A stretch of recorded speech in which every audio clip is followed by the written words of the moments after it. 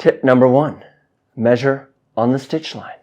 The reason I want to measure on the stitch line is because those are the two pieces that ultimately get sewn together, and it seems pretty straightforward, but let me demonstrate exactly why this matters. This is the top of my sleeve pattern here, and most patterns tend to come with the seam allowance baked into it already. So this line here is where I'm actually going to be doing my sewing. Then I use a technique known as walking it out, where I put my measuring tape on its side and line it up with that stitch line, or walk it out along my stitch line to get a measurement.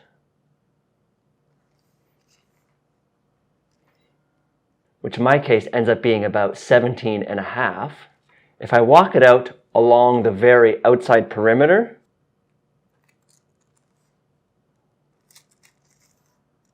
that ends up being 19 inches, which means this line is 1.5 inches longer than the actual stitch line, which is quite a bit considering how close the two are together.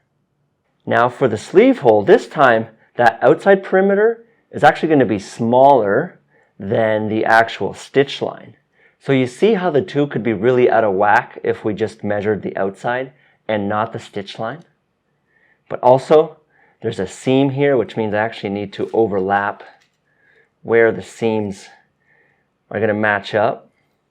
And so I would measure from here around to there to get my armhole measurement. And that is what actually needs to match up with the stitch line on my sleeve. And there's so many curves in patterns that this is a very important thing to remember. By the way, my name is Cornelius Quiring. A word mark and a logo that stand the test of time.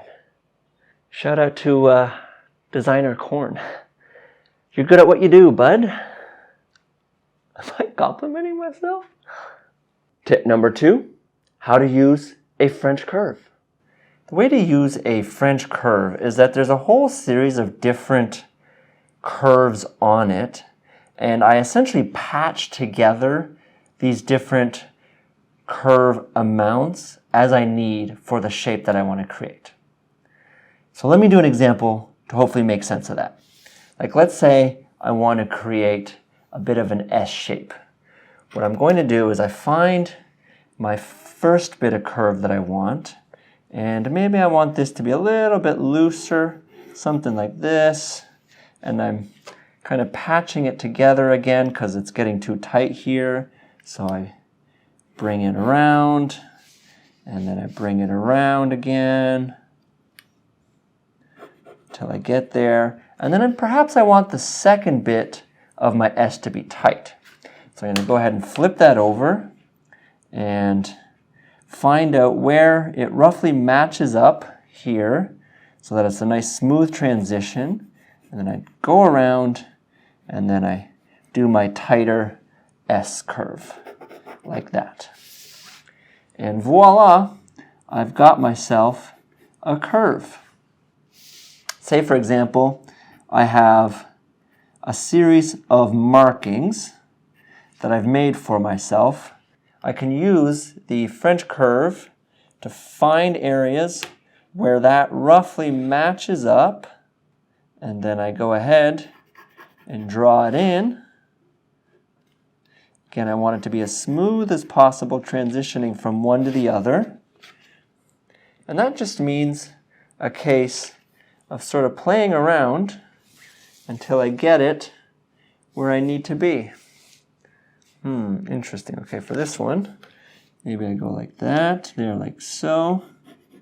All right. And then it really tapers out.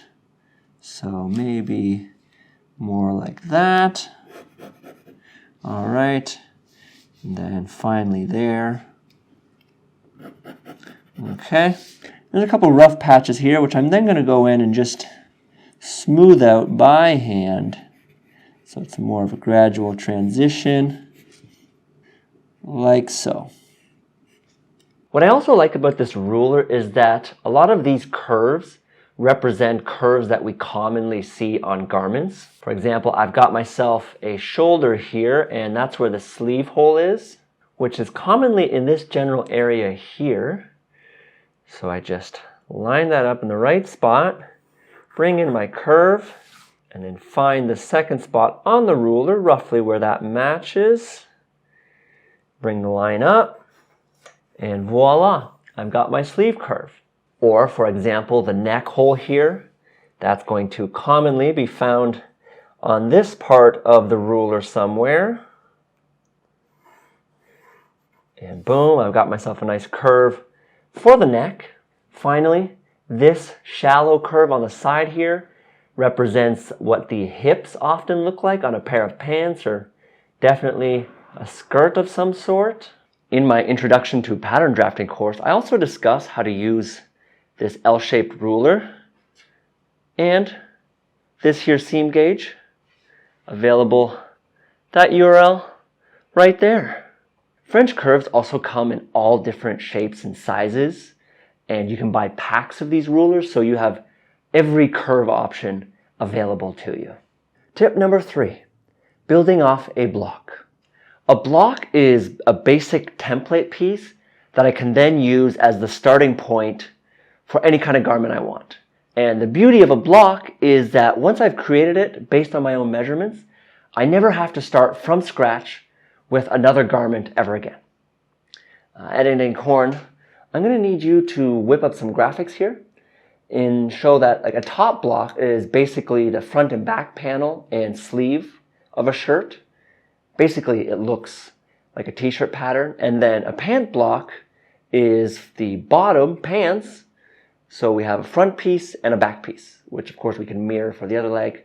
And boom, we've got our basic blocks.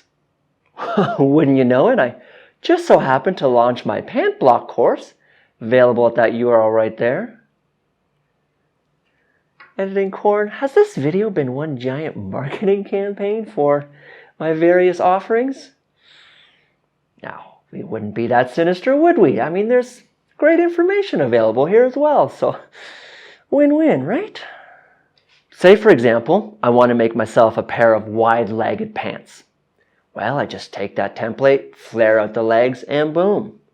Or for the top, let's say I want to make a button-up, I just cut that front panel in half, I add a placket, I go long sleeve, add some cuffs, add the other placket in here, and make the collar. And yes, I'm making it seem very simple, and it's actually quite a bit to do with a button-up there. Future viewers, chances are I've got all kinds of pattern drafting courses available already, so URL once more. Or maybe I'm getting very ambitious and I want to make a coat. Well, I just stretch it out and add some flare and do a whole bunch of other things and aligning, and it's actually quite a bit of work, but I don't have to start from scratch because I've already got a basic template that fits me well. Tip number 4, knock-on effects. This tip applies more to altering patterns, and essentially the idea is that anytime I make any sort of a change in my pattern, there's a good chance it's going to have some sort of a knock-on effect in another part of the pattern. Let me demonstrate a few examples. Back to my sleeve example from earlier here, let's say, for example, my shoulder slope is incorrect, and I want to bring it down by 1/2 inch. I measure that out, which goes to here. But of course, now my sleeve hole has become smaller, which means I need to move it down by 1/2 inch as well. Bring that down by 1/2 inch. Going to bring that curve down as well. And boom. You see how changing the shoulder slope had a knock-on effect of also having to bring the sleeve down? But this is just a very basic, simple example. Let me show you something a little bit more complex. I've really been enjoying seeing the community blossom in my sewing group chat. And if you want to participate, hop aboard the Corn Cob and become one of the juicy kernels by visiting this URL right here. And as a bonus, you're supporting my content and helping keep this operation going, so thank you very much. All right, Editing Corn, keep it moving. Got myself a shoulder sleeve scenario here again. And let's say it fits really good in the shoulder, neck area. It's just too tight around my chest. So naturally, I want to widen it out, but of course that's going to make my armhole bigger, and that's what I don't want. So option number 2 is I could just slice it down the middle here and push it out like so, but then my shoulder is going to be too wide and it's going to hang off the edge, which is also no good. Worth of noting here, again, I don't have any seam allowance added in yet. I'm operating under the fact that I'm going to add in seam allowance once I'm done here. First, I go ahead and walk it out to find out exactly how long my armhole is. So in my case, that's 8.5 inches. I then go ahead and add as much extra as I need in the chest area. I make sure to bring that line up a little bit. Then starting at the top here, I walk it out and roughly put in place the measuring tape so that I perfectly land with 8.5 inches hitting here, which in my case would be a little further back maybe, something like this. Okay, right about there. Let me mark that in.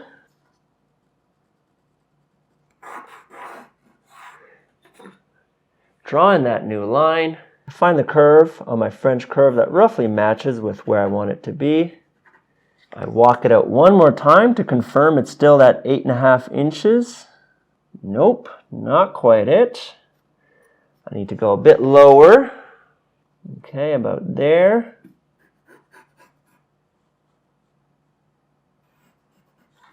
Let me check this new line. And perfect. That's 8.5. Let me just clean it up a little bit. And there we go. That is my new sleeve curve that is the same length as the old one.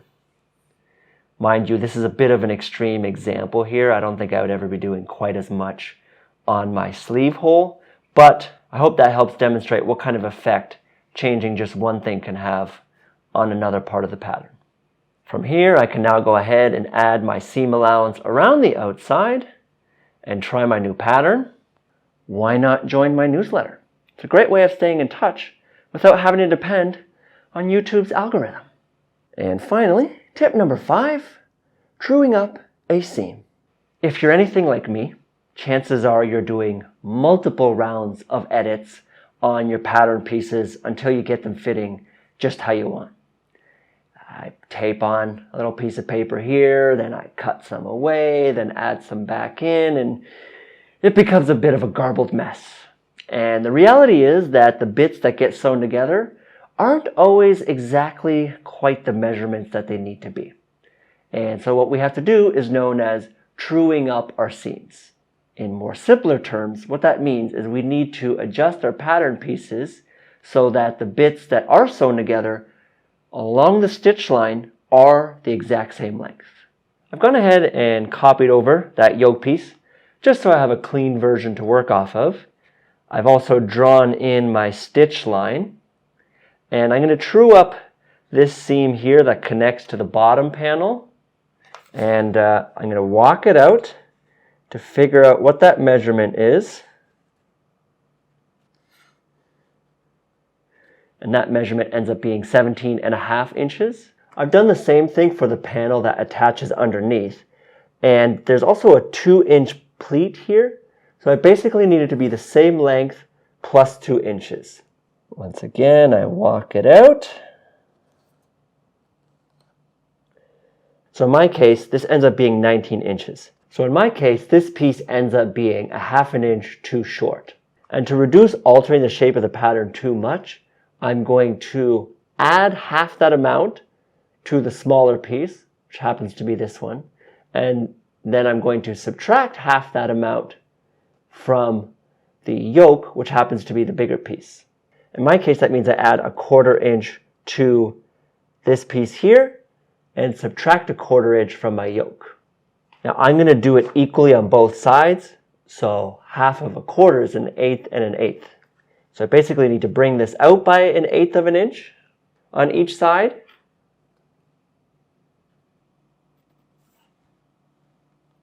And boom, brought out ever so slightly, that 1/8 of an inch on each side.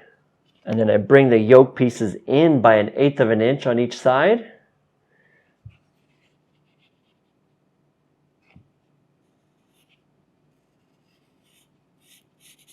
And boom, now they're the right size. And you'll see that I tapered my lines up to meet the shoulder here because, well, of course, I don't want to mess up the widths of my shoulder piece because they need to match the front piece. So next, I should probably true up the seams on my 2 shoulder pieces. And then maybe I end up bringing these in a little bit, or maybe even out ever just so slightly. So on and so forth. I go through my whole pattern, truing up my seams that get sewn together. If you have questions, pattern drafting related questions, things you'd like for me to cover, leave a comment and I just might happen to make a video about it.